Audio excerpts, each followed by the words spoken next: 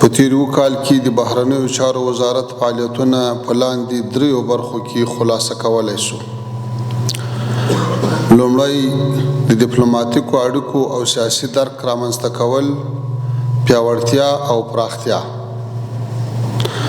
دوهم د اقتصاد محوره بهرني سیاست پر مټ اقتصادي اتصال او په سیمه ییزه کچه د اقتصادي همکاریو عملی پیل.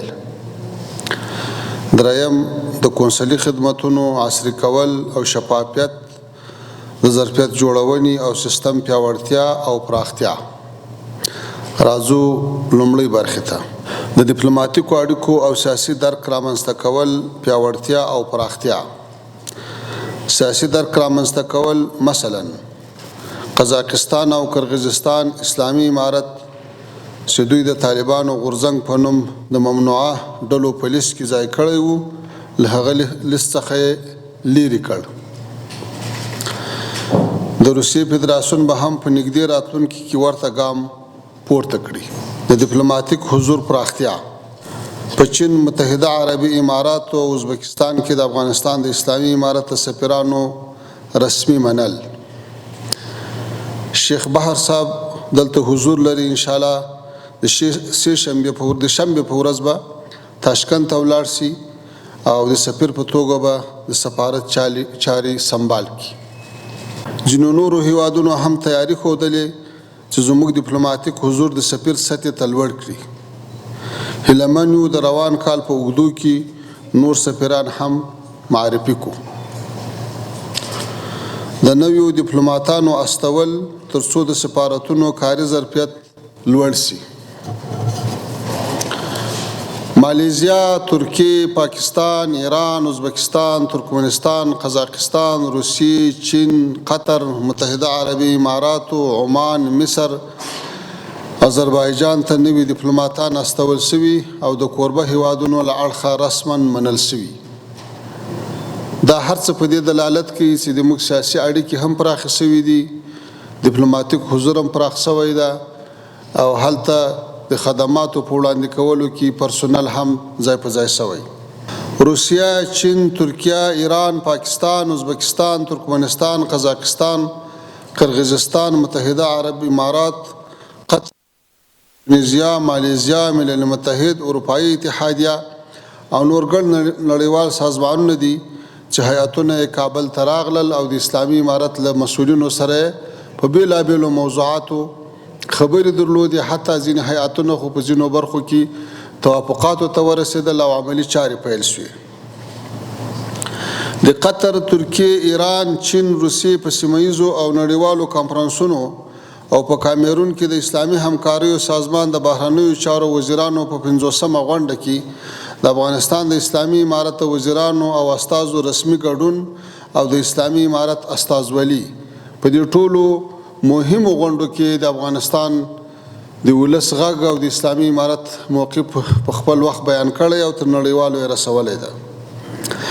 د دوحې درېیمه ناسته کې د امارت استازو ګډون د افغانستان اسلامي امارت او غربي نړۍ ترمنځ تفاهم د پیل یو ښه فرصت و او په هغه غونډه کې چې کومې ویناوې وشوې د اسلامي امارت له لوري کوم معلومات شریک شول د نړیوالو د هرکلي سبب وګرځېدل.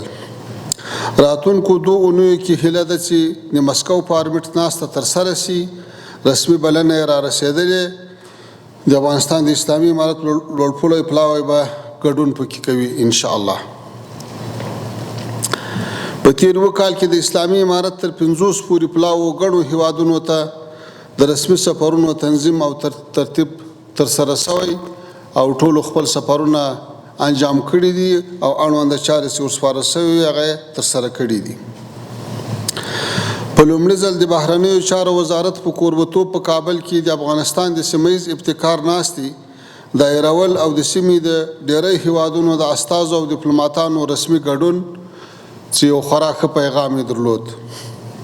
په سیمه ییزه کچه د عملي اقتصادي همکاریو پیل، د سیمې له هیوادونو سره د اقتصادي همکاریو په اړه مسلسل مذاکرات او عملي پرمختګونه، د قانون او پټرولیم او نورو اړوندو امارتي ارګانونو سره په همغږۍ د ترکمنستان سره د ټاپي سترې سیمهیزې پروژې پیل. په ټاپي سربیره د ټاپ نورالجهاد سب سټیشن، برېښنا، نوري فایبر او د ریل پټلۍ لویو اقتصادي پروژو اړوند همغږي او عملي چارې پیل کول. دغه پروژې که له یو طرفه اقتصادي پروژې وي، خو له بله طرفه دا پیغام هم ورکوي چې په افغانستان کې ثبات رامنځته شوی او د افغانستان حکومت د دې وړتیا لري چې دغه ډول لوی پروژې ترسره کړي او په دې کې خپله ونډه په ښه ډول سره ادا کړي.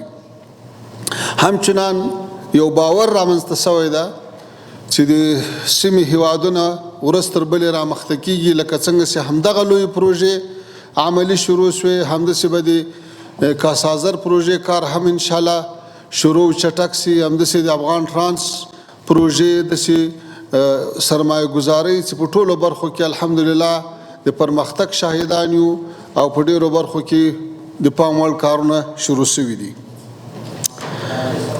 د سوداګرۍ او ترانزیت د اسانتیاو په لړ کې د افغانستان، بلاروس، روسیې، قزاقستان، ازبکستان، پاکستان ګډه شپږ اړخیزه غونډه او د افغانستان، ایران او چین درې اړخیز هوایي دهلیزونو د پروګرام د بیا پیل او پرمختګ په لړ کې مهمې اسانتیاوې او اړینه همغږي رامنځته کول. په هیواد کې او له هیواده بهر د صنعت او سوداګرۍ وزارت سره په همغږۍ د وطني توکو سوداګریزو نندارتونونو جوړول. دا ټول په داسې حال کې الحمدلله ترسره کیږي چې په دې ټولو برخو کې د بهرنیو چارو وزارت پوره همغږي کړې ده، تسهیلات یې رامنځته کړي دي، د اسلامي امارت او د اړونده هیوادونو ترمنځ د ناستو د تفاهماتو زمینه مساعده کړې ده او دا پرمختګونه شوي دي. د هرات زلزله ځپلو لپاره د چین، ازبکستان، ترکمنستان، قرغیزستان، تاجکستان، قطر، عربي اماراتو او اندونیزیا له هیوادونو د بشري مرستو ترلاسه کول او تسلیمول. کونسلي خدمتونه. تاسو پوهیږئ چې د کونسلي څانګه د بهرنیو چارو وزارت هغه برخه ده چې عامه خدمات وړاندې کوي. یوه یادونه ضروري ده او هغه دا چې ځینو هیوادونو کې چې د مایندګۍ د تیر رژیم له ځینو سفیرانو او کونسل جنرالانو سره پاتې وي، متاسفانه هغوی دا یو فرصت وباله، هم یې د اسنادو جعل شروع کړ او هم یې د اسنادو بیې څو چنده زیاتې کړې. د دې ستونزې د حل لپاره موږ لاس په کار سو او دغه ډول هیوادونو کې مو د کونسلي خدماتو لپاره هیوادوالو ته بدیل ادرسونه په واک کې ورکړل او د جیل کارو او فساد کې ښکېلو سفارتونو خدمات مو ناقانونه وګڼل. له دې اعلان سره پراخ فساد مخنیوی وسو.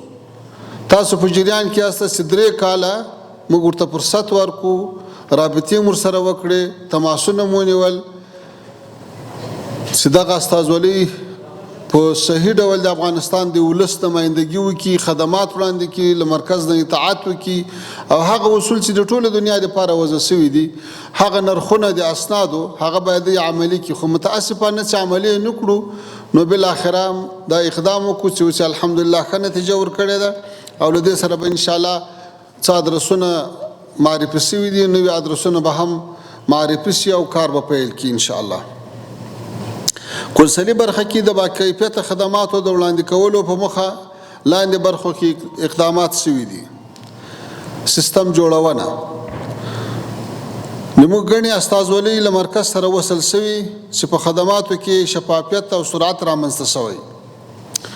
د خدماتو پراختیا.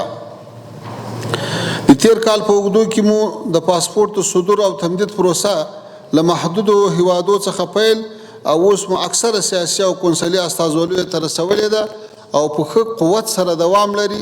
په هغو هیوادو کې هم د خپلو هیوادوالو مشکلات ورته حل کړي. په کابل کې د اسنادو د طی مراحلو په برخه کې عاجل خدمات پیل شوي او پروسې لنډې شوي چې په اجرااتو کې د پام وړ سرعت راغلی. له ډېره انتظاره خلک خلاص شوي دي.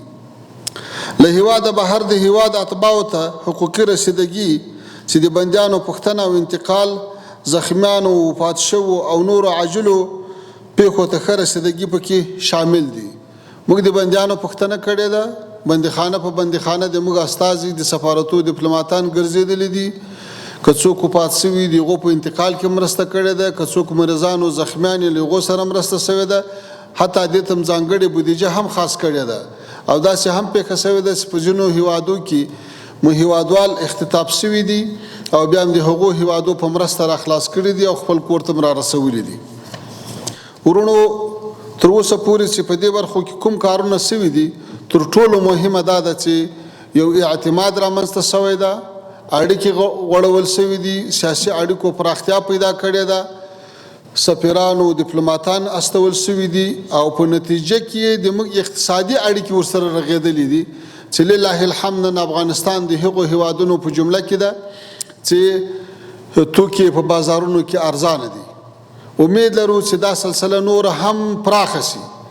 اوس لکه څنګه چې د سیمې له هیوادونو سره د موږ اړیکې غوړېدلې دي او د اعتماد کچه هم لوړه شوې ده. امید لرو چې همداسې هغه پاتې هیوادونه، غربي هیوادونه یا نور هیوادونه که پاتې وي، له هغو سره هم مثبت اړیکې غواړو تر څو افغانستان د نړۍ په ټولو برخو کې په هر میدان کې هغه خپل مسؤلیت په ښه ډول سره ادا کړي. اوس دا ثابته شوه چې افغانستان اسلامي امارت د یو منظم ځواک په توګه، د یو مسؤل ځواک په توګه هم د افغانستان په امنیت کې او هم د سیمې او نړۍ په امنیت کې مثبت رول لوبولی شي. او دا 13 کلو دا هر څه ثابت کړو.